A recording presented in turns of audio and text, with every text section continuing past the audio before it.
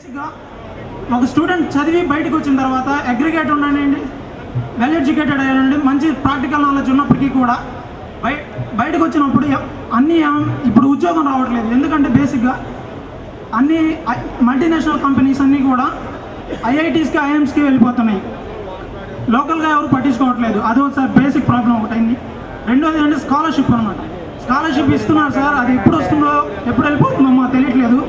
ఒకసారి ఏమో ఇయర్కి మిడిల్లో వస్తుంది, ఒకసారి ఎండ్లో వస్తుంది, ఒకసారి స్టార్టింగ్లో వస్తుంది. అది వచ్చి భారతదేశం యొక్క సంపద యువత, అందులో కూడా 25 సంవత్సరాలకు అంటే తక్కువ ఉండేవాళ్ళు 50% ఉన్నారు. ప్రపంచంలో ఎక్కడా లేరు. అయితే వీళ్ళందరినీ బాగా చదివిస్తే ప్రపంచాన్ని శాసించే శక్తి వస్తుంది.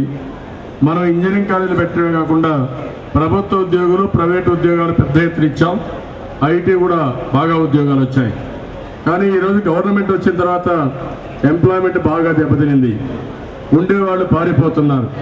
రాష్ట్రంలో ఒక స్థిరత్వం లేదు. రౌడీయిజం వచ్చింది. అవినీతి విచ్చలవిడిగా పెరిగిపోయింది. దీనివల్ల ఎక్కడ కూడా ఉద్యోగాలు లేకుండా చాలా ఇబ్బంది వస్తుంది. పెట్టుబడులు రావడం లేదు, ఉద్యోగాలు రావడం లేదు. ఇంకో పక్కన చూస్తే మన రాష్ట్రంలో ఉండే ఎంటర్ప్రినర్స్ అందరూ ఏదో కేసులు వదులుకున్నారు. రాజశేఖర రెడ్డి చేసిన పనికి అందరూ కూడా ఈరోజు జైలుకు పోవడం, లేకపోతే వాళ్ళ అకౌంట్ సీజ్ చేయడం, ఇంకో పక్కన వాళ్ళ పేరు సిబిఐలో ఉండగానే ఇంకా వాళ్ళ వాల్యుయేషన్ పడిపోతా ఉంది, షేర్ మార్కెట్ పడిపోతా ఉంది, పెట్టుబడులు పెట్టలేకపోతున్నారు. ఈ కంపెనీ ఎక్కడ పోయి ఏదైనా ఇండస్ట్రీ పెట్టాలంటే సందేహంగా చూసి డబ్బులు కూడా రుణాలు రావడం లేదు. ఇలాంటి చాలా జరిగాయి. దీన్ని ప్రక్షాళన చేసుకుంటే తప్ప యువతకు ఉద్యోగాలు రావు.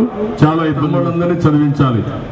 ఈరోజు మనం అధికారంలో ఉన్నప్పుడు ఫీజు రియర్గా ఎప్పుడు ఇవ్వాలో అప్పుడు ఇస్తూ ఫీజు రీఎంబర్స్మెంట్ పూర్తిగా పేద పిల్లలందరికీ ఇచ్చే విధంగా తెలుగుదేశం పార్టీ నిర్ణయిస్తాం. అందరినీ చదివించే బాధ్యత తెలుగుదేశం పార్టీ తీసుకుంటాం. అది జరుగుతుంది.